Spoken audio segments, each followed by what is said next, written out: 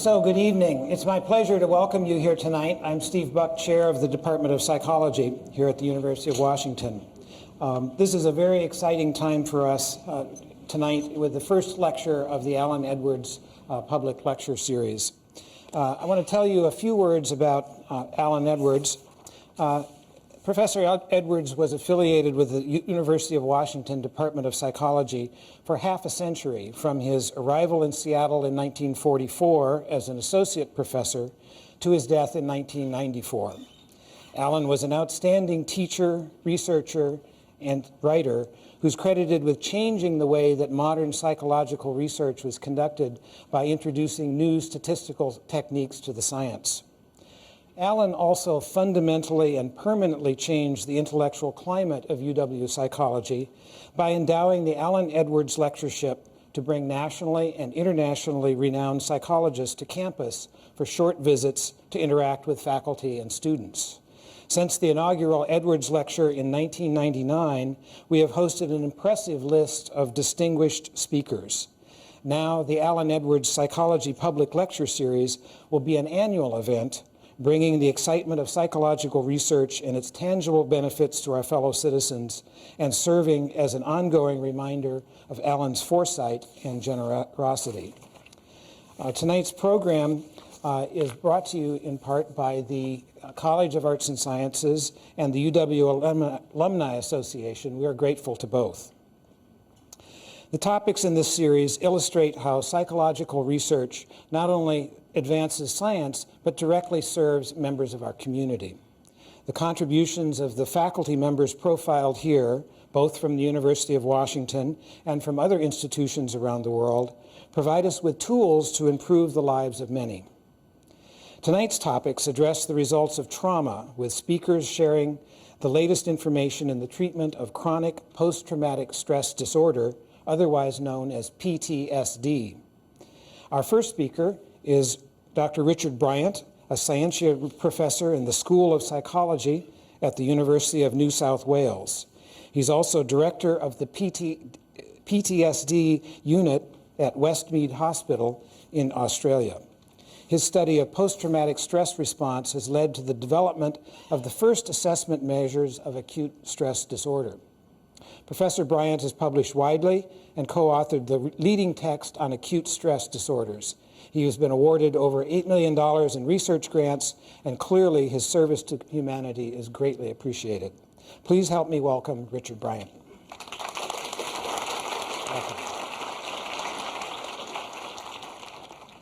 Well, good evening, everybody, and let me start by thanking the organisers for the invitation, and also thanking the Alan Edwards Fund for arranging this talk and for inviting me, and also I think for arranging a wonderful series. I think the talks that lie ahead do look varied and intriguing, and I'm sorry I can't be back to hear the rest of them. But we have a double header tonight. We're going to talk about the psychological effects of trauma, and the way we're going to do it is I'm going to talk about the acute reactions to trauma. How do people react in the initial days and weeks? What do we think is going on in that period? And how can we try to help people who are affected by trauma in that initial period? Laurie Zoellner will talk about more chronic effects of trauma and PTSD. Let me start by just briefly describing what post-traumatic stress disorder, or PTSD, is. Laurie will talk more about this later, but in essence it's the primary disorder we see after somebody has been exposed to something very threatening. A rape, war, motor vehicle accident, industrial accident, natural disaster. It's essentially an anxiety reaction that's comprised of three major clusters of symptoms. We have re-experiencing symptoms. Now, what we mean by that is that once the event is over, I still am reliving it. I'll have nightmares, I will have very bad memories, and it's not just I'm thinking bad about something that happened in the past, because we all do that. Somebody with PTSD will actually relive what they went through. It's a very emotionally evocative experience and full of very strong perceptual detail. Now, this causes so much distress. Most people with PTSD will then go out of their way to avoid And this is the second cluster of symptoms. I will try to avoid reminders of it, feelings about it, anything that's going to trigger these reminders. I'm going to go out of my way to not be aware of them. Because if I can't do that effectively, it does lead to the third group of symptoms, which are the hyperarousal symptoms, which is really just extreme anxiety. It's insomnia. I'm very jumpy, I'm very restless, I'm very distractible, and I'm hypervigilant to all potential threats. Now, PTSD is formally defined by a thing called DSM-4. Now, in the psychiatric world, the Diagnostic and Statistical Manual of Mental Disorders is the Bible that prescribes the mental disorders. And for people in clinical psychology and psychiatry, it's what we follow in terms of trying to diagnose people with various disorders. Now, according to the DSM, we only call somebody having PTSD at least 4 weeks after they've gone through the event. Traditionally, we haven't called anybody inside 4 weeks having a disorder because we didn't want to pathologise what could be a very understandable and transient stress reaction. And it's very important to understand that the course of PTSD does tend for most of us to adapt. We know there are a number of prospective studies that the majority of people will be unhappy after they get exposed to something nasty. This is not pathology, this is common sense and understandable human nature. So most of us will have an array of these PTSD reactions in the initial weeks. But importantly, within about 3 months after the event, even though we haven't received treatment, most of us will adapt. For example, here's slides from a couple of studies of rape and non-sexual assault. And down here we have weeks after trauma. And we can see that in the first week or two, for example, with rape victims, nearly everybody is meeting PTSD-type reactions. But as we track these people over time, up to 12 weeks later, the rate drops by more than a half. And we see similar patterns in motor vehicle accidents. We saw a similar pattern in New York following 9/11. And overall, really about 1 in 5 people, give or take, may end up developing a chronic PTSD. The rest of us, over time, tend to adapt. Now, this raises 2 important issues. The first is, how do we identify these people in the acute phase who are not going to get better, but are going to have a longer-term problem? Because they all look the same. They're all having these stress reactions. Is there any way we can target these people? Because if we could, it then opens up that second possibility, which is how do we prevent PTSD in those who are at high risk? Let me also add that there's a third point here, and it means that because most of us are actually resilient and most of us will cope, what that means is that we don't need to rush in and treat everybody. And where the field has moved to now, despite what you may read in the popular media, is trauma debriefing or trauma counselling in the initial days after an event. It does not do any good. It does not prevent PTSD from developing. And what the prospective data tells us is that there's really no need to be jumping in with everybody anyway, because most of us are resilient. But many people aren't, and it does raise these 2 important questions. Now, with the first question, how do we identify the people who are high risk?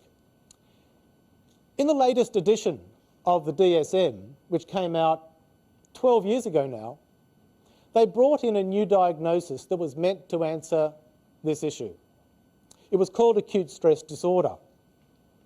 And it had a number of goals, but its primary goal was to identify these minority of people who are not going to get better, but are going to have a longer-term problem. Now, what was significant about this disorder? It was based on the notion of dissociation. Now, let me explain what dissociation is. Dissociation is a notion that was actually popularised by people like Charcot and Janet in the late 1800s in Paris. And what this view put forward was that if I get exposed to something that is too distressing, that is so psychologically uncomfortable, the way I am going to cope with that in the here and now is to psychologically distance myself from it. Or the word that they used was dissociation. I'm going to dissociate my awareness from that rape or that shooting or that war. Now, that in the short term is meant to minimise my distress. But, according to Janet, there was a significant psychological cost to doing that. Because it was dissociated, it means I can't process that experience and it will lead to subsequent psychological disorder. Now, in the years following Janet in the 20th century, largely Freudian influences, and in this country behavioural influences, became more predominant. But in the 1980s, everybody discovered dissociation again. It became a very sexy topic in North American psychiatry. And there was a very strong push by many people in this country to say the pivotal psychological response to trauma is dissociation. In fact, there was a very strong lobby to have PTSD recognised not as an anxiety disorder, but as a dissociative disorder. Now, that got knocked on the head. But to keep that group happy, if you like, or to recognise the notion of dissociation, acute stress disorder was recognised, and in it was given the primary role of dissociation. And the argument was that if I have dissociative reactions at the time or after a trauma, then it means I'm not able to access those memories, I'm not able to access those emotions, and by definition, that will lead to subsequent disorder. So we have this new disorder recognised in 1994. It's similar to PTSD, except for a couple of differences. Similar to PTSD, I need to experience or witness a threat. But distinct from PTSD, it requires that I have dissociative reactions. Now, these might be, I can't remember it. I'm amnesic of what happened. It may be that I just have reduced awareness of my surroundings. It may be I have depersonalisation, which is a detached view of myself.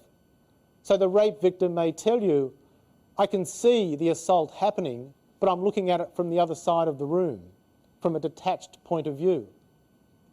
Now, these responses, the common theme across them theoretically is that I am dissociating myself from the reality and the immediacy of this nasty experience. But similar to PTSD, we also need re-experiencing, avoidance, and arousal. Now, when this disorder came in, we had no evidence for it. We didn't know whether it worked or not. But since that time, there have now been a large series of studies done where people have assessed adults within the first month after trauma, assessed them for acute stress disorder, and then followed them up at various points of time down the track and assessed them for PTSD.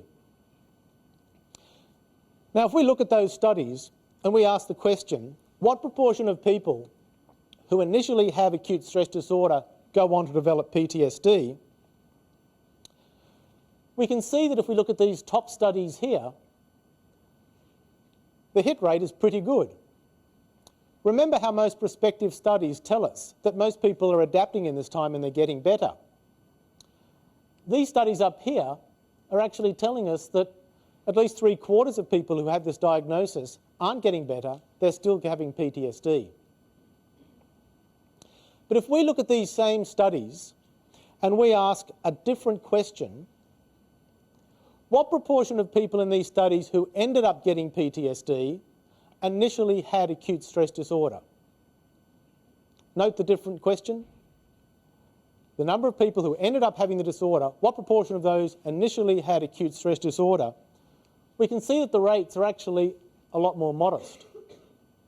Across the studies, only about a half of the people who ended up getting PTSD initially had acute stress disorder. Why? Well, the main reason is that many people in this first month after trauma will not have dissociation, but they can still develop PTSD. And it seems that by requiring that we all have this dissociative response is actually limiting the predictive ability of acute stress disorder and really saying that you're high risk and you might need treatment, but you must have dissociation. What that's really doing is not identifying many people who are at high risk, and we would miss many people who actually may benefit from early intervention. Now, what does this mean in terms of dissociation? Well, one of the models that's been put forward is a diathesis stress model.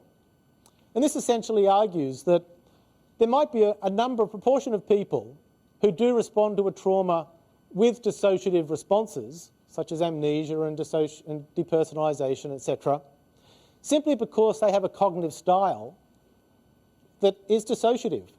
They have a predisposition towards it. Now, we thought, how do we measure this? Well, one way obviously would be to assess their dissociation before the trauma. That's a difficult thing to do. The other way was we tried to measure these people, their dissociative tendencies, with a state measure. And one proxy for that is hypnotizability. Whilst it's not a perfect proxy for dissociation, it is strongly correlated with dissociation, and it is a trait that we all have to varying degrees. In fact, if you look at a person's hypnotizability, that is their capacity to respond to hypnotic suggestion, we have test-retest data for people over 25 years that tells us that it actually stays quite stable across the lifespan. So we've got a number of people with acute stress disorder, a number of people with subclinical acute stress disorder. Now, this is a group that's got the same acute stress reactions as the ASD group, but they don't have any dissociative responses, and a bunch of people who were fine. And what we did is we gave them a very standard hypnotic test where you actually hypnotise them and give them a number of hypnotic items. And what we found was that the people who actually did have acute stress disorder, they were very, very hypnotisable. Much more hypnotisable than this group. Now, these two groups are matched in terms of their acute stress reactions, and they were both equally likely to develop PTSD. The only difference is these people also had dissociative responses. And really what this is saying is that just because you have a dissociative response doesn't mean you're more likely to have a problem. It's just your cognitive style. And so you will react to a trauma in that particular way. And it raises this whole issue about dissociation. What function is it serving? We've done a number of studies looking at different groups, and here's just some data from a group we've been looking at, novice skydivers. People who go up in a plane 14,000 feet and jump out for the first time. It's a rather distressing experience for these people. But importantly, these people don't develop PTSD. They're not developing a mental disorder. They're probably a bit crazy because they're jumping out of an aeroplane, so I don't know how generalisable this is, but if we look at these people here compared to assault survivors 2 weeks after an assault, we can see that the dissociative responses are in the same ballpark, which is just to highlight that when any of us go through a very stressful, highly arousing experience, we will have these so-called dissociative responses. It's normal. It doesn't necessarily mean that it's pathological. So what do we do with this acute stress disorder diagnosis? At the moment, the next edition of DSM is now getting planned. It's probably going to come out in 2011, probably. And so now people are jostling to work out what diagnoses we're going to keep and which ones we're going to throw out. I'm arguing that we actually ditch this diagnosis because it's really failing in its goal to try to identify people who are going to develop PTSD. The idea that we're putting all our money on dissociation, that was an ideologically driven step taken 10 years ago that wasn't based on data. But now it actually has stimulated a lot of research that actually has challenged that data and tells us it's not the villain that we initially thought it was. And then in fact, probably trying to find a predictor of PTSD in a diagnosis itself is probably misguided. And where the field is moving at the moment is trying to understand, are there more refined, sensitive ways by which we can measure high-risk people by looking at the factors that mediate pathological responding? And is that a better way to predict who's high risk rather than getting bogged down into a diagnostic entity? Now, the two ways people are really looking at now are both cognitive and biological models. And what I would like to do now is take a few moments and just walk you through what they are and what the evidence for them is. The cognitive models can be complex, but in essence, what they're really arguing is that how I respond to a traumatic experience is going to be very strongly influenced by how I appraise it. That is, how I interpret it. And what this model essentially argues, that if I catastrophize about this experience and about my response to this experience, then that's going to make the experience worse, and I'm more likely to think that the future is a bleak one, so I'm more likely to develop a disorder. And in fact, a number of prospective studies have now been conducted with both adults and with children that tell us that if I catastrophically appraise the experience or my future in the first weeks after the exposure, it is very strongly predictive of me having PTSD further down the track. And a very strong predictor is actually how I appraise my symptoms. So, for example, I may be a woman who's been raped, and I may make an appraisal about my response. And this is a common experience in people who are raped, I might think because during that rape I felt slightly sexually aroused, I make misattributions about that was wrong, and somehow I may have been enjoying this experience, which leads to great shame and guilt in some women following a rape. In contrast, that is often an incorrect appraisal, because just for mechanical reasons, many women will feel aroused during a rape, even though they 100% don't want the experience and protest the experience as much as they possibly can. Now, if a woman makes a poor appraisal about that response, that can lead to serious problems down the track. Whereas if they make a correct appraisal, then it actually can alleviate a lot of shame and guilt that they might otherwise experience. And we have a lot of data now telling us that just simply how I interpret and appraise both the experience and my response is a very big predictor. The other very important model, which is more of a biological model, is best described under the heading of fear conditioning. Now, fear conditioning models essentially emanate from animal studies about fear conditioning. Now, let me just go back to, for many of you, there may have been Psych 1 lectures, and explain the old notion of classical conditioning. In a classical conditioning experiment, we would get a rat and we would put it in a chamber and we would administer an electric shock to that rat at the same time as pairing it with, say, a light. So the light becomes associated in that learning experience with the aversive experience of having a shock. Now, the rat learns this. So when we put that rat back into that chamber, the same chamber the next day, we don't shock it, but we do put the light on, it responds with fear. And it has many of the fear responses that we see in people with PTSD.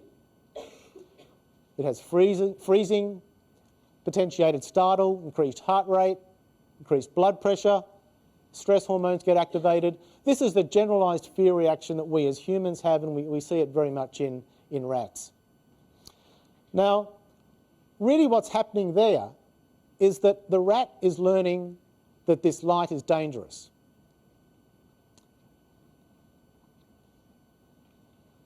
if we translate that to the human, the trauma that I go through, that is the unconditioned stimulus. That is the same as the electric shock that we give the rat. The fear that I have is the unconditioned response, which is the fear reaction that the rat has. Next time we put the rat in the chamber and we show it the light, that is the same as all the reminders that the PTSD patient has. For the rape victim, it may be the smell of aftershave, the sight of men, being in a dark place. These are all reminders that trigger re-experiencing symptoms, and they are the conditioned stimuli. And the conditioned response, that is the rat responding to the light, is simply the fear and the re-experiencing that we have. That is our conditioned response. Now, an important part of this equation too is what we call extinction learning. Now, when we put the rat back in the chamber and we don't shock it anymore, we're just giving it the light, what that rat learns over time is that the light's not dangerous anymore.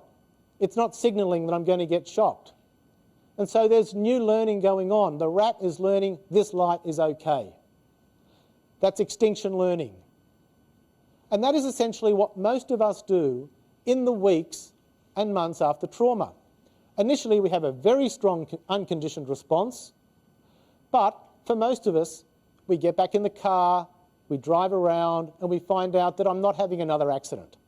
And all the cues that are there that are initially triggering a fear reaction, they're settling down because I am having successful extinction learning.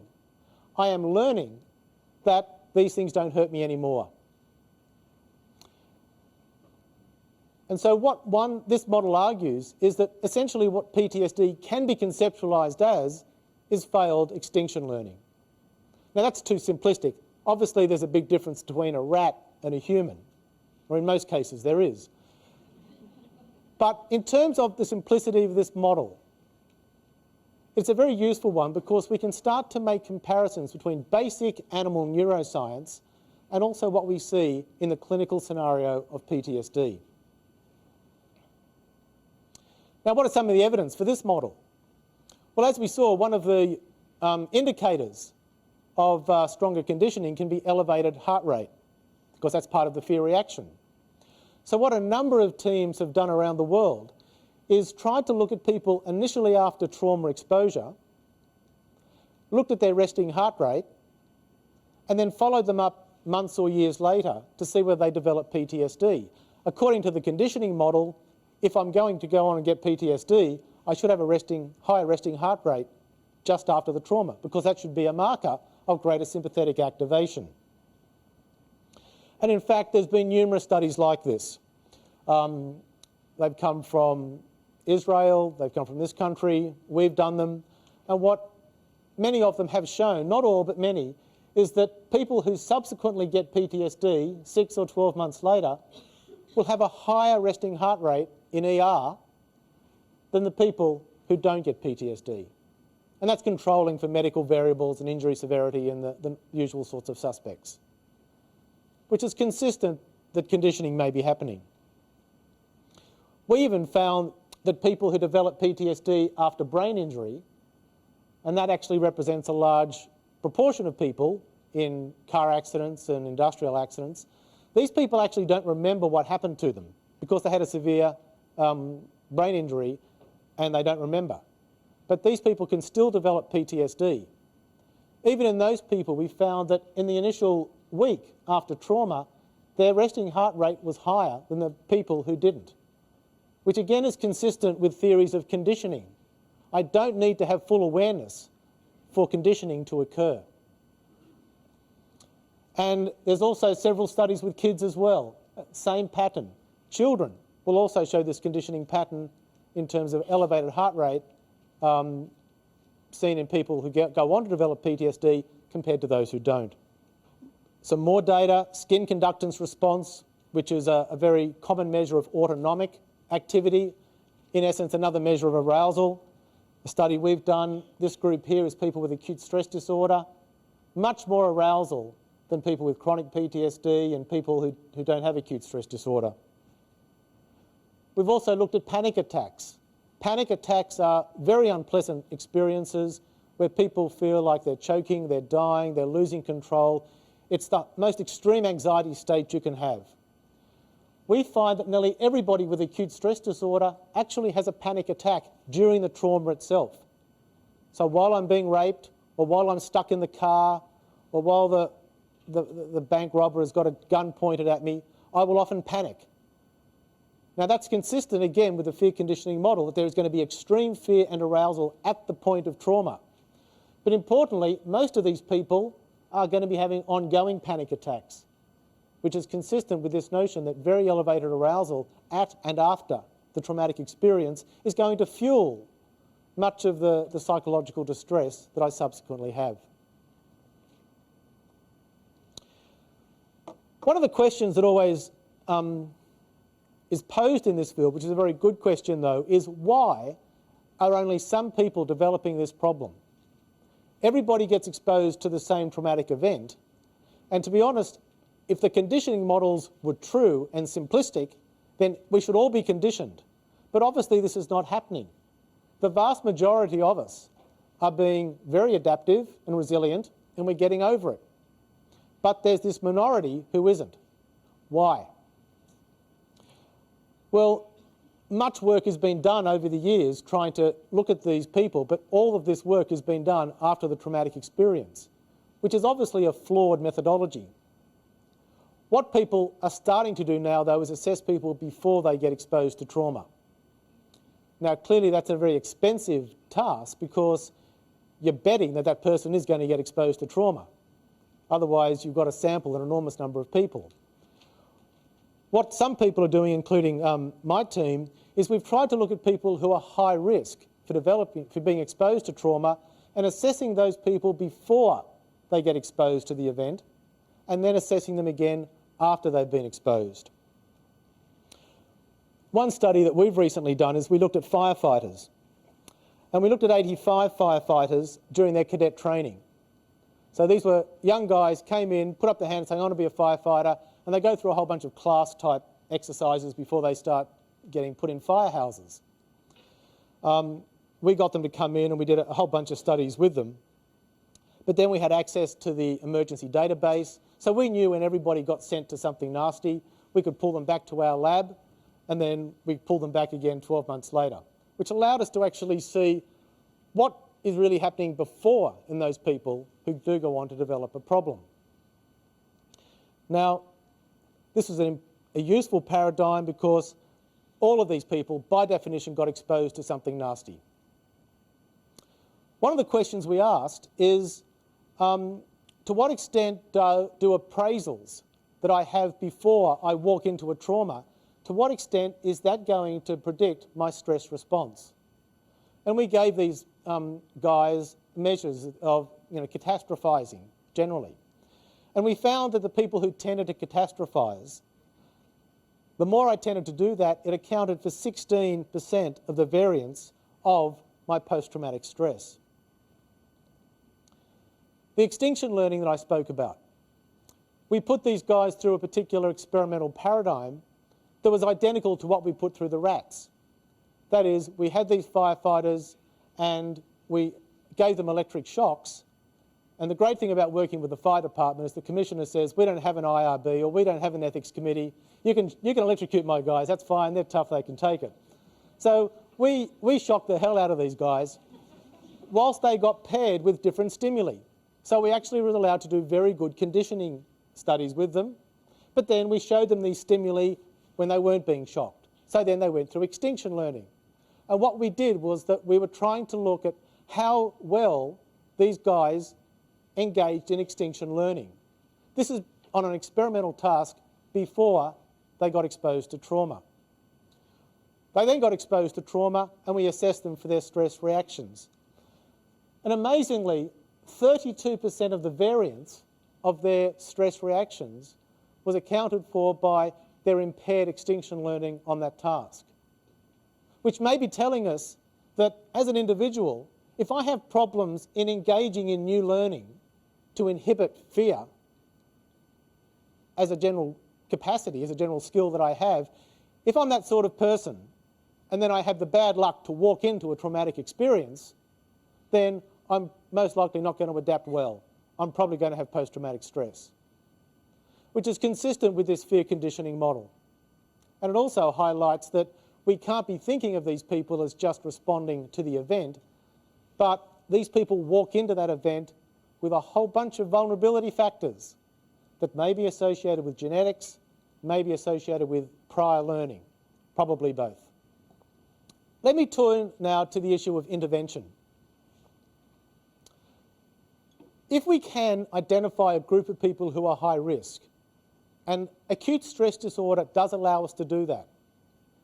It's limited because it also ignores a bunch of other people who are at high risk, but at least if we can focus on the people with acute stress disorder, it's an acid test of an early intervention because we know across studies about 80% of those people are not going to get better. So it's a useful test, useful group to test any early interventions on. What we've been engaged in over the last few years is asking the question, can we prevent PTSD by targeting these high-risk people and jumping in early with an intervention that actually has been shown to work? Now, later, Laurie will actually go through cognitive behaviour therapy with chronic PTSD. But essentially what we've done is we've taken a very established treatment program. We didn't invent anything new, but we just took this program and abridged it, abbreviated it, and administered it to people with acute stress disorder. In essence, cognitive behaviour therapy is a very simple intervention where we give people a bit of education about normal trauma reactions. We give them some anxiety management techniques, which is really just trying to reduce their arousal, try to reduce panic, try to get them to breathe more slowly. But the two critical ingredients are the next two.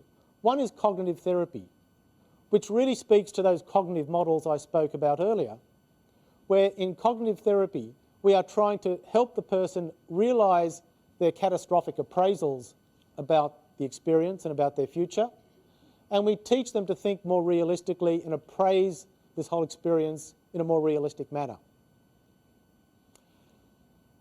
Prolonged exposure is probably the most controversial component of the treatment, and here we ask the person to essentially engage in extinction learning because we want these people to get close to what's scaring them and to learn that that thing doesn't hurt them anymore. And we do that in two ways with PTSD. We ask people to think about their memories, and we ask them to focus on them, and we want them to get as upset as humanly possible, and we want them to keep doing this for about 40 or 50 minutes, which sounds very counterintuitive to anybody with PTSD. And let me say, they don't love doing this. But it is arguably the most effective intervention because if we get a patient to do this, what they learn, usually quite quickly, is that their anxiety does subside even though they're still thinking about this horrid memory. And they learn to master the memory, and what this results in is fewer memories, and when the memories do occur, less distress. We typically combine this with what's called in vivo exposure, where we ask the person to actually approach the things that they're avoiding. So for the car accident survivor, we ask them to get back in the car. And we do this gradually, so again, they're going through extinction learning by getting back to those reminders, feeling upset, but learning that their anxiety subsides, and they're learning to inhibit the fear. Now, in our first study, a pilot study with 24 people with acute stress disorder, we gave them 5 sessions of that program I just described, or they got randomly allocated to supportive counselling. Now, supportive counselling is a rather inert intervention where they will also see a therapist for the same number of sessions, and we do this to try to control for the effects of just having a nice supportive therapist who's listening and nodding while you're talking, and it sort of separates the effects of actually the active ingredients of CBT. And in essence, what we found at follow-up was that whereas 2/3 of the people who got the counselling still had PTSD, only 20% of the people who got the CBT had PTSD, which was an encouraging finding. We did a subsequent study, a larger one. We repeated this group, and this group from the first study, but had a third group where they just got exposure and cognitive therapy, no anxiety management. And essentially we got the same finding. 2/3 of the people who got counselling still had PTSD, and both the CBT groups did equally well, and only 20% had PTSD. We recently did a 4-year follow-up of everybody that went through those first 2 studies, and you can see the effects were holding. Whereas 25% of the people who got counselling still had PTSD 4 years later, not many of the people who got CBT did. We did another study where we tried to increase the benefits of CBT by adding hypnosis to it. And the reason for that is that we know these people are skilled in hypnotisability. And also there's this notion that because these people may have dissociative tendencies, one of the arguments is that these people, when we're doing exposure, they can't really access their trauma memories very well because they do distance themselves from them. So we argued if we actually used hypnosis, it may engage people more fully in these memories and they may get a better treatment response. Well, we didn't find it, but we did replicate the pattern from the previous studies.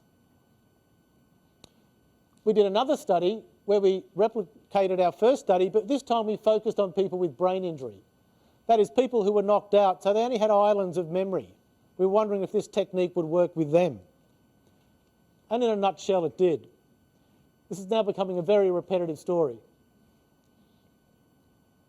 And the study that we've just finished is we did a horse race between prolonged exposure and cognitive therapy. And exposure won. Cognitive therapy still did better than a wait list, but exposure was certainly beating cognitive therapy. So this certainly tells us that these are effective interventions, but let me throw in some qualifications.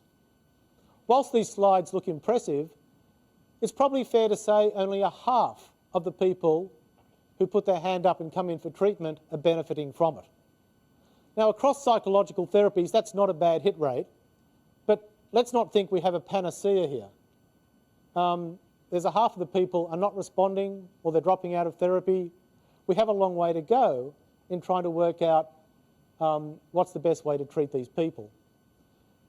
There's also this notion that many people think it's very important that we treat people early. Early intervention is always best. And if we don't treat them early, we're missing this wonderful window of opportunity. And I think our studies have certainly said that's wrong. Many people benefit from just support and just having containment and allowing their social context to stabilise. And often they do better if we treat them 6 months or 12 months later. The notion that we must treat everybody early is really a hangover from the crisis intervention days of several decades ago. But the data doesn't support that. Many people will do just as well if we treat them later. But some of the challenges that are facing us at the moment with this early intervention aspect of PTSD, obviously since 9/11 and since the terrorist attacks around the world and mass disasters such as Katrina, how do we actually try to treat people when there's thousands of people or even hundreds of people affected? A place like New York City, which is rather well-resourced when it comes to mental health, still did not cope well with an early intervention.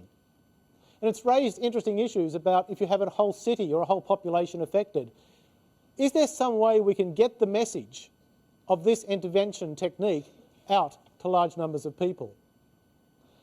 One thing that people have been playing with, and we have as well, is trying to deliver this through the web. Because if you look at cognitive behaviour therapy, to be honest, most of it is done by the person themselves with encouragement by a therapist. A lot of it is done nearly in a self-help manner. One study we recently finished with collaborators from Boston and from the Pentagon, we took some of our CBT techniques and we put it into a web program and we tested it on people in the Pentagon when it got attacked. And to cut a long story short, it worked. And the effect sizes of the people who actually completed this program, which essentially involved them logging on to a website, a secure website, filling out assessments, and then each time they logged on, administering to themselves certain strategies that taught them cognitive therapy, exposure, anxiety management. And the findings were encouraging. And it's certainly something we're now pursuing with troops coming back from Iraq and other high-risk populations as well. It probably will never be as good as face-to-face therapy, but if we're actually trying to minimise the adverse acute effects of mass violence or mass disaster, the web is a good way to do it. It doesn't work, though, in other cultures. We're doing a lot of work in tsunami-affected countries, and one of the programs we're developing is in Thailand, for instance, where thousands of people, many thousands, lost loved ones and were directly traumatised by the waves. Now, clearly, that's not a country where there's a computer in every house. Far from it. One of the challenges, again, is taking the basic change mechanisms that we think are operating in CBT and saying, can we take these basic change mechanisms and can we adapt them to a non-Western culture? Because one would assume that these basic mechanisms are universal, but how we conceptualise them and how we deliver them is very culturally specific. And it's been fascinating sitting down with Buddhist monks and with people in Thailand trying to work out how can we take this cognitive therapy, or how can we take this thing that we call exposure, how would it fit into your culture? And trying to teach them, to introduce those sorts of techniques in the aftermath of future, disastrous events. So we have a long way to go, but I think we're on the right track, and I think that's probably a good place to stop. Thank you.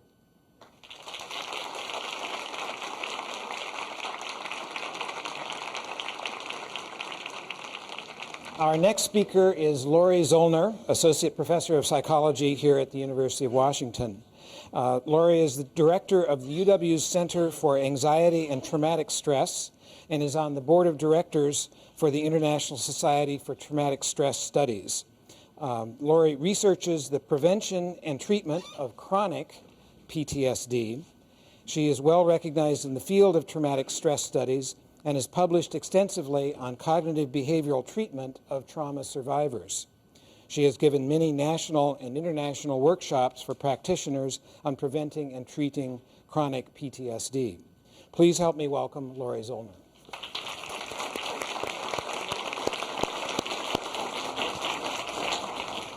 Before I get started, I do need to make a few acknowledgments. Most of the research that I'll be talking about today has been funded by a grant from the National Institute of Mental Health, also a grant from the Anxiety Disorders Association of America, and our medication supply for our trials are actually funded by Pfizer.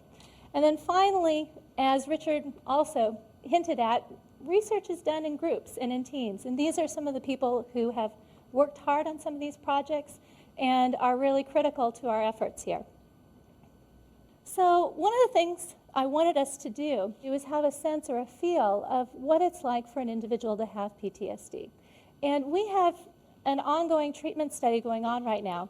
And a couple of women who've participated in that study graciously volunteered to help us out and to actually tell us a little bit more about what their experience of PTSD is like.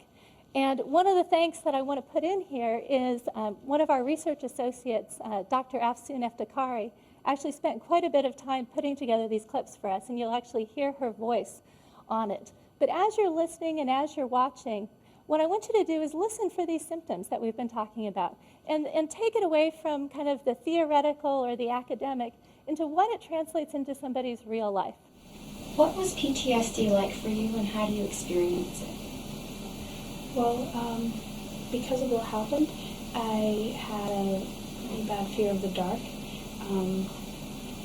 I couldn't go to sleep by myself. I couldn't go to sleep in the dark. I always had to have a light or a TV or both on.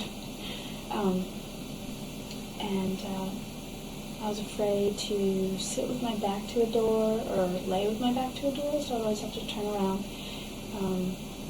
And I was always on edge, kind of just generally afraid, and I would especially if I would hear someone walking toward me or walking down a hallway toward me especially, it would make a knot in my stomach and made me really on edge, and my heart would start beating fast. And I had nightmares, like really violent ones of random people who I didn't know. And then I would have ones where it was like happening all over again, and I would be like, oh no, you know. And so...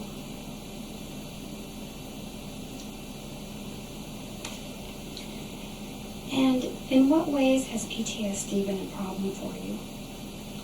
Well, in general, it just hampered my life a lot. I was afraid of a lot of things, so that I couldn't do normal things. Like, if I had gone over to someone's house at night and I left something in the car, going back out to the car by myself was impossible. I had to have an escort come with me, or going into a house alone with no one in there, day or night. Just being by myself in an unfamiliar place, or trying to take a nap in a familiar place by myself, I just couldn't do it.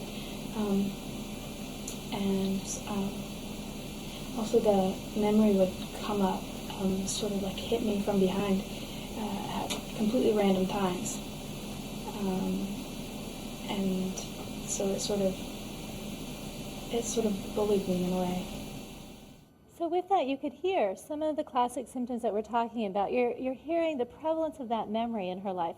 I love her terms in that the memory bullied her. And just the pervasiveness and the extent to which the memory plays a prominent part in this woman's life.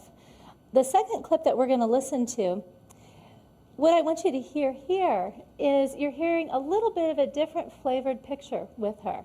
And what you're hearing here is more of a depressogenic picture which comes in. You're starting to see a very common comorbidity that we have in PTSD, and that we often see not only PTSD symptoms, but we also see depression symptoms. And so with her, you're going to start hearing more of this picture coming out. You're going to hear her loss of interest, how difficult it was for her to move forward in her life, how difficult it was to get out of the house. What was PTSD like for you, and how did you experience it? It was very difficult for me. It was hard to function. I did not get enough sleep. I was constantly being woken up with nightmares. If I did try to sleep, it was never more than 2 hours or so. I had a very hard time falling asleep, and I was constantly being triggered by events and things that would make me refeel the trauma all over again. And because of the trauma, if I heard a baby cry, or I saw someone playing with a child or pushing a baby stroller, it triggered so much pain and sadness and anxiety that I could not function well at all as just a normal human being. I constantly had migraines. I constantly just was in this fight or flight feeling where I just had no control. And if someone was behind me and it felt like they were just sneaking up on me. If I was not aware they were there, I would panic, I would scream. It was just a horrible, horrible way of living. And in what ways has PTSD been a problem for you? Again, just not being able to be normal, not being able to be myself, to do the things that I really enjoy doing, like painting and poetry and art and music. Nothing was interesting anymore. There was just severe depression and sadness. It felt like it was a continuous cycle that I could not, no matter what I did, get out of. And even when there were some good things happening, suddenly something would trigger and I'd be right back into that pain and sorrow, and I could not get away from it. It made trouble for me in every way of living. Just going to the grocery store, going out in public, going and just doing things around the home. Everything was a burden, was extremely difficult, and I just felt like I was going crazy and that I could never this would never end. Here you hear her actually saying, I feel like I'm going crazy.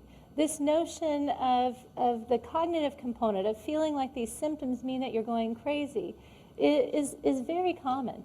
That when we have somebody come in, they talk about how they're doing, we talk about what are normal, common reactions.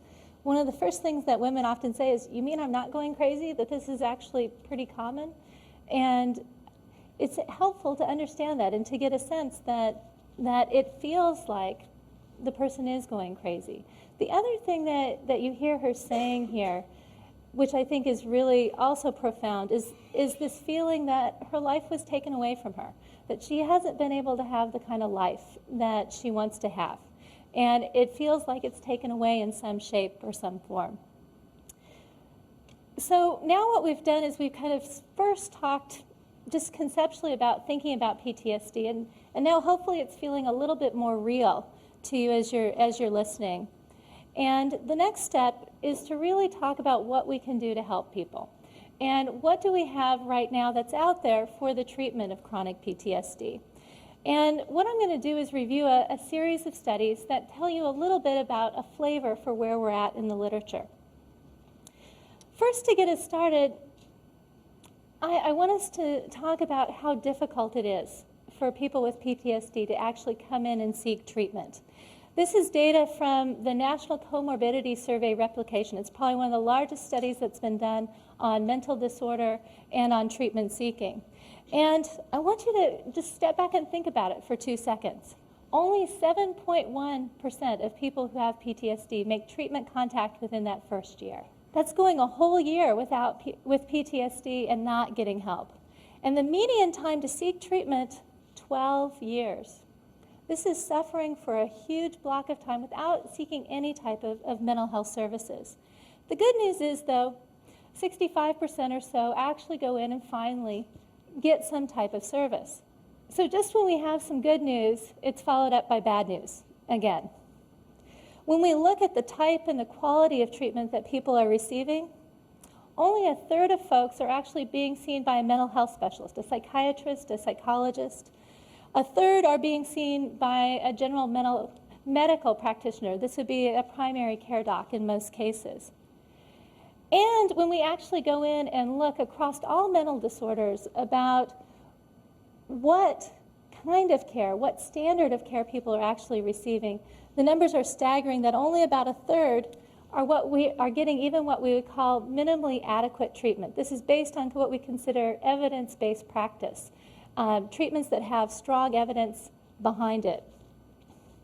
So we have a picture of people who take a long time to get into mental health services, and once they get in, they're not getting the type of care that we'd like to see them be able to get. So the question really is, what can we do to facilitate getting good treatment, adequate treatment to individuals who need it? So what I want to start off with is just talking about how we figure out what is good, adequate treatment. And this is basic, again, Psychology 101 type of pieces, but the gold standard in our field is this notion of a randomized control trial. And what you're doing in a randomized control trial is comparing an active treatment to some support, some type of control condition. Oftentimes you'll actually see in the studies that we're doing that it's typically a wait list condition of some shape or form. When we look at the PTSD literature, the preponderance of what has actually been done has been on cognitive behavioral therapies and also on serotonergic medications, either selective serotonin reuptake inhibitors or SRIs. And we really don't have the good randomized control trials in other areas. So we know less about counseling programs at community-based clinics, and we know less about psychodynamic psychotherapy for trauma survivors. So when I'm talking, I'm not going to be talking about these things, and I'm not saying that they don't work. All I'm saying is that we haven't had the gold standard randomized control trials in this area to meet what we would call evidence-based practice at the current time. So when we think about psychosocial treatments, Richard talked before about these cognitive behavioral therapies. He mentioned exposure, prolonged exposure, Stress inoculation training is a form of anxiety management that we're going to talk about in a little bit. Cognitive restructuring, which Richard also mentioned, and also EMDR, eye movement, desensitization, and reprocessing. And what we're going to do is we're going to actually walk through each of these trials and look at the data for these types of therapy. And what you're going to find is that at the current time, these are what we would consider the gold standard empirically supported treatments. So Richard also did a nice job of telling you a little bit about prolonged exposure. This has probably been the most studied of the PTSD interventions in the field, dating back into the 80s, moving into the 90s. When we think about prolonged exposure, it's actually a treatment with multiple components. There's education about common reactions following trauma. There's a relaxation component, a breathing retraining component. Repeated in vivo exposure to situations that the person's avoiding because of trauma-related reminders. So here you're actually encouraging the person to take baby steps to move forward in their lives into non-dangerous situations that they've been not able to engage in because of the traumatic event.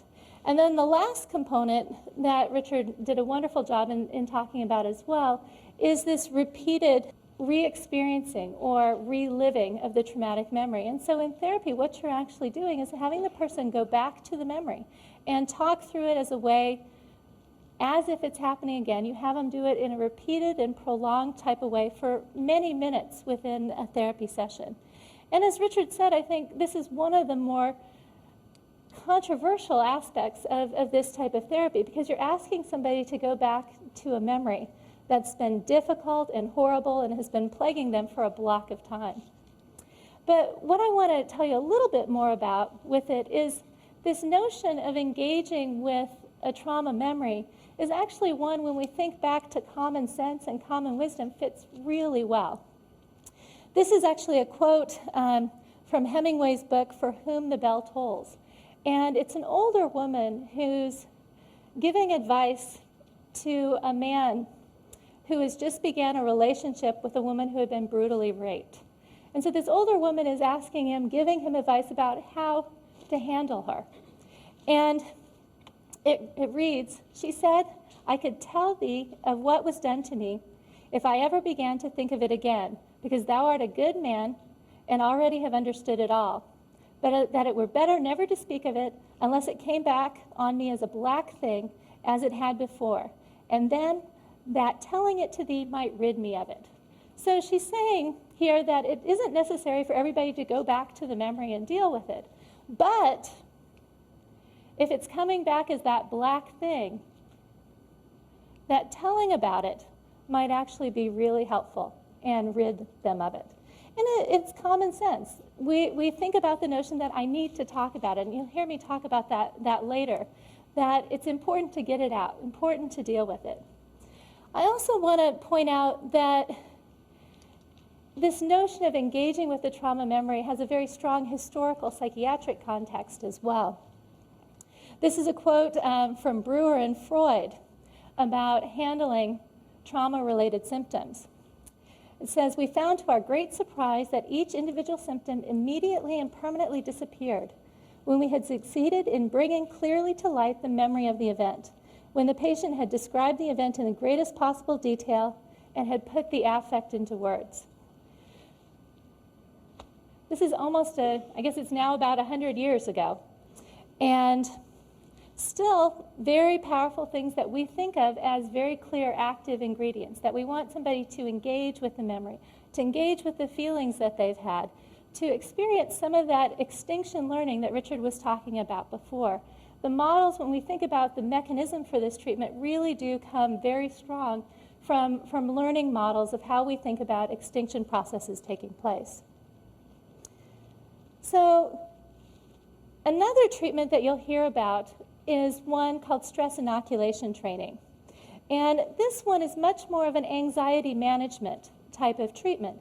Here, what you're trying to do is teach coping skills to deal and to manage with anxiety. So you're seeing a good amount of relaxation training, a process called thought stopping, where you're starting to get really negative, distressing thoughts, actually telling yourself to stop. guided self-dialogue, kind of talking yourself through things, moving through things, cognitive restructuring, and covert modeling, and also role-playing. So helping the person figure out how they're going to handle situations, model that to them, and role-play how it might play out. And one of the first trials that was actually done in the PE literature was actually to compare this exposure-based protocol to this anxiety management protocol. And this is a study that was done by Foa and colleagues, comparing prolonged exposure, sit, and the combination of adding both the anxiety management component and adding the prolonged exposure component. And over here, you're going to see with all of these trials, people start off with a rate of PTSD diagnosis as 100%. Everybody who's coming into the trial meets diagnostic criteria. At post-treatment, you're seeing about 35% of those people with PE still having a PTSD diagnosis. What you should take from this is it looks like both sit and prolonged exposure are good treatment options. But also, it doesn't really look like adding the two together really is getting any bang for our buck. That teaching both anxiety management and teaching prolonged exposure isn't really helping out. The other thing that I want you to see here, which is encouraging, is that 1 year following treatment, these gains are maintained. Now, you all could be thinking and sitting going, well, this is PTSD symptoms. What about the rest of their lives? And one of the notions that we have in our literature is that we need to be looking for what are called clinically significant gains. That we really are moving somebody from what we would call a pathological distribution into a normal distribution. Are there symptoms at kind of a normal functioning level? And typically we call this good end state functioning. And we use measures of anxiety, depression, and also PTSD symptoms. So we want to see people moving down across all three domains into lower anxiety, lower depression, and lower levels of PTSD. And we want these to be comparable to what somebody would be just in the regular population. And here you see a little bit of a different picture emerging. You're seeing much more that individuals in the PE condition are actually achieving higher rates of good end state functioning, that they're low in anxiety, low in depression, and low in PTSD symptoms. And again, you're seeing these gains maintained through 1 year follow-up. And if anything as well, you're seeing that more isn't necessarily better in this picture.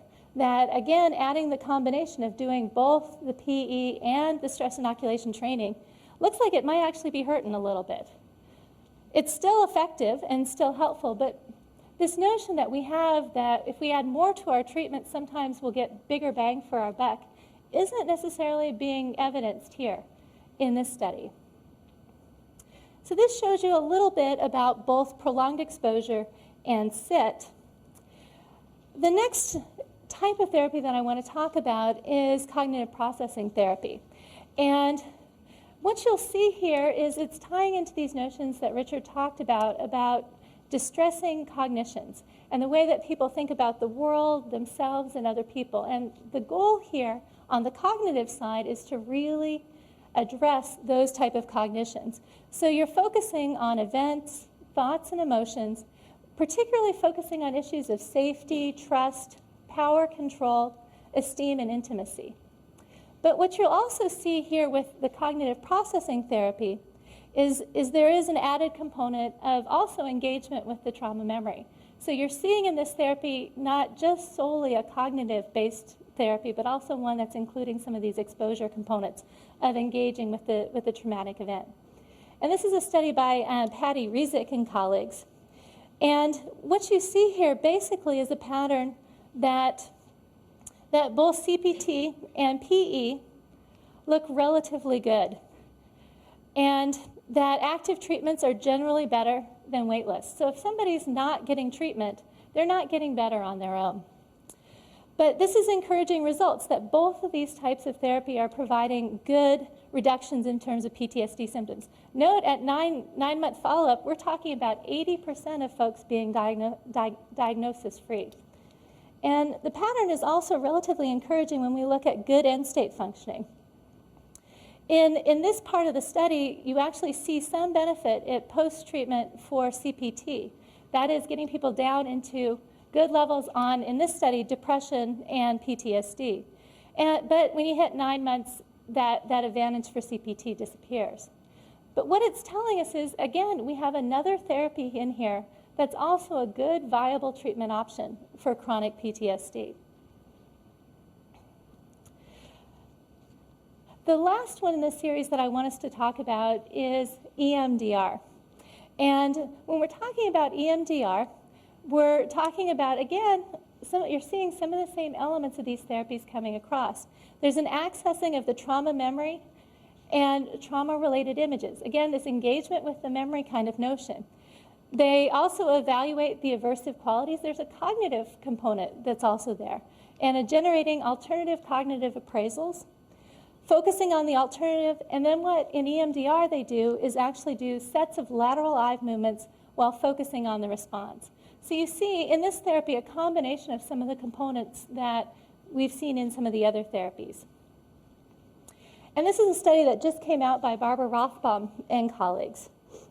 And in terms of comparing prolonged exposure and EMDR, we're seeing, again, both of the active treatments doing a lot better than waitlist, and generally the gains being maintained at follow-up. The picture changes a little bit more when we actually move over and look at these indices of good end state functioning. And here what we actually see is we see higher rates of good end state functioning with prolonged exposure, and that these differences actually are significant at the follow-up period. So in terms of kind of long-term functioning, you're seeing some advantage for PE over EMDR at the 6-month follow-up period. But again, we're seeing another therapy that's making good, reasonable gains in terms of reducing PTSD symptoms. So when we move away from the psychosocial interventions, we then move over into the pharmacological interventions. And we typically here think about both sertraline and paroxetine as being viable treatment options. There's no studies that actually are published to date that do a comparison between SSRIs and these psychosocial interventions. We see that sertraline reduces PTSD symptoms significantly, and similarly, we see in a study by Davidson and colleagues that it also is doing well in terms of reducing PTSD symptoms. You do want to note that it's just barely beating placebo, though. So you kind of wonder and you kind of think, well, is this the type of gain that we'd like to see? In terms of paroxetine, we're seeing some advantage as well over placebo. And here, the dosing is not making as much difference. That if you got 40 milligrams or if you got 20 milligrams, the results are relatively comparable. One of the issues that comes up is that you'll notice with all of those trials that there weren't any long-term follow-ups. There weren't 1 year, 9 months, 6 month type of follow-ups. And one of the things that we actually are now starting to be concerned about with the medications, I think we've been concerned for a while, but is this notion of relapse once somebody's pulled off of the medication. And this trial, basically, after somebody had responded to sertraline, were either randomized to sertraline continuation or placebo. And what you see is that if they were on placebo, their rates of exacerbation at 6 months shot up dramatically. So if you didn't continue on the medication, your relapse rates went up considerably. And when I talk to my psychiatry colleagues about this, they say this is probably one of the stronger evidences that somebody who's on one of these serotonergic medications needs to stay on it for a block of time. And in our current treatment trial, we're actually recommending that people who are responding actually stay on for a year. And that's to get past this potential for relapse. So what we've seen very quickly is that we have some good psychosocial interventions, and we've also got some good pharmacological interventions. And the questions are, what are our next steps? What are our next directions? Dilbert is always wonderful at shining a mirror on us as a society. Says, it feels like everybody in the world is lying to me. Congress is lying about the budget. Stock analysts are lying about the recommendations. My boss is lying. This therapy stuff is scientifically proven to work, right? It's 100% effective. Hopefully you've not heard me say that once here, that we're not at 100% by far. And the questions that move us for a future in the field is, how do we increase our efficacy? How do we boost the results that we've gotten? And how do we help more people actually do better with our therapies? The other thought that we've had, besides trying to augment our therapies or do stepped care with our therapies, is this notion of treatment matching, and really trying to match attitudes and beliefs about treatment and patient characteristics, with the idea that decisions to seek treatment, compliance, and actual treatment outcome may be very dependent on how people think about a treatment and their own personal characteristics. And this is a question that we've been asking extensively in our group. With this, we've done a series of studies actually on this notion of treatment choice. And we've looked at how people have preferences in terms of either the prolonged exposure or the serotonergic medication. And you can start thinking about it that these are really different treatment options. One option is you're going to engage with the memory, the thing that you've been avoiding that's very scary. And the other is you're going to talk to a psychiatrist for 15 minutes and take a pill and come back. Very divergent type of treatment approaches. And what we've tried to do is we've created rationales that talk about these treatments, and we've tried to match them up as close as we can on other aspects of it. And then we've asked people, well, what treatment would you like? And we initially thought that it was probably going to be about 50-50. That about 50% would like the medication, 50% would like the therapy. Some people even told us there'd be less people that would like the therapy because it sounded hard. When we first looked at it within actually a University of Washington college sample, we were shocked. The rates of choice for PE were incredibly high. And it didn't matter too much if the person actually had PTSD or not. And the rates of sertraline and no treatment were relatively low. We thought, well, that's all well and good. This is a hypothetical choice with college students. We then took, and I'll come back to that, we then took and looked at a community sample of women who had all been trauma exposed. Very similar types of rates in terms of preference for the psychotherapy. And when we asked people qualitatively, why were you choosing this therapy? Almost a good chunk of them always said, I felt like I needed to talk about it. I needed to deal with it, and I needed to talk about it.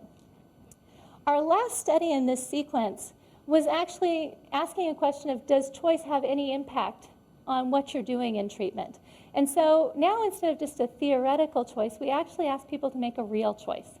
And for those people that chose, we then gave them 10 weeks of the therapy that they wanted. This just tells you a little bit about the sample and reiterates some of the points that we had before. 9.9 years since the traumatic event, primarily sexual assault, 3.5 other very significant traumatic events in these people's lives. Rates of choice, again, comparable. Strong preference for the psychotherapy. And then when we actually looked at who was making these choices and what factors influenced their choice, education seemed to be a big one. If you had a college education, everybody chose the psychotherapy. But if you had more kind of symptoms, more PTSD, more depression, more anxiety, much more likely to choose the medication. So there does seem to be real differences between the people who would prefer one versus the people who would prefer the other. One being on education, the other being on symptom profile, that the more severe people actually preferred the medication. When we looked at how they did with treatment, we see some advantage here in terms of prolonged exposure over the sertraline. And if you looked at and thought about the numbers that we had beforehand, this makes some sense. And if we look at good end state functioning, again, same kind of picture, much better rates of good end state functioning with the PE condition. What was really intriguing to us is we went back and actually looked at depression. And when we started looking at those people who were depressed, who had comorbid major depression, the rates of choice flipped dramatically. That now we see very few people, if you just had PTSD, very few preferring sertraline. But if you had PTSD and depression, the rates of choice were about equal. That actually, if you're seeing that comorbid picture, people were much more preferring to go on the medication than they were to going into the psychotherapy. But the bad news with it was these are what are called effect sizes. And when you look at an effect size, you want the numbers to obviously be bigger. And these are Cohen's d. And so if you're seeing a number 0.5, 0.8, you're moving into a large effect size. What you're seeing here is for those people with comorbid MDD, you'd much rather be in the PE column than in the sertraline column. So what's that saying is that your actual response to treatment, if you had comorbid depression, is that you'd be a lot better being in the PE condition, even though you didn't want it, than the people who chose the sertraline condition. This is really kind of an interesting dissociation between what somebody wants and what actually might be helpful to them. And this leads us to where we're going with our future research, and really asking a question about randomization and really testing this role of choice in terms of treatment. Because as we said before, what you want is a randomized control trial of some shape or form to really look at this role of choice. And this is a study that we're doing right now. And you actually see that individuals are randomized to choosing their treatment or not choosing their treatment. And this just tells you a little bit about kind of the process and how we're moving forward with it. The other studies that we have going on with this study is we're looking at some biological mechanisms and some narrative memory mechanisms that might tell us a little bit more about thinking about treatment response, who's responding to a treatment and who isn't, and if there's a differential treatment response, who's responding to the medication, who isn't responding to the medication. So to close us tonight, I wanted us to actually come back to these women that you met at the beginning. As I said, they were part of our treatment study. Because we're in an ongoing process, I can't tell you if they got to choose their treatment or not, and I can't tell you which treatment they were in, but I can tell you that they're doing better, and I wanted you to hear from them. In what ways are things different since you've completed treatment? Well, for one thing, I'm not afraid of the dark nearly as much. I feel like I have a lot more control over it. I can go into a dark house that no one else is in. I can go into an unfamiliar room without all the lights on. I can go out to the car at night without feeling panicked. I can sleep with my back to the door. I can fall asleep by myself. When people walk toward me down the hall and I hear their footsteps coming, I don't get that panicky reaction in my stomach. I don't get knotted up, heart beating fast. I just stay calm. I stay a lot calmer in general. Not being afraid of dark places or being alone. Just overall makes everything more calm. And that's really nice. The bad dreams are a lot less frequent. They're quite rare now, whereas before they were every week. The memory doesn't come up and just slam me in the back of the head like it used to out of nowhere, for apparently no reason now. So that feels a lot better. I don't have to be anxious about that happening. I'm not afraid of that happening. There are a lot of things that I used to avoid, and I don't have to anymore. I don't have to feel upset or anxious when I run into those things, and I don't have to try to maneuver around them or just make cynical comments and back away from situations and things. I don't have to do that anymore. And so, in general, my life is a lot less limited. All right. And the last woman. In what ways are things different since you've completed treatment? I no longer get the nightmares that I got before. I may get them once or twice a month, nothing like every night or every other night.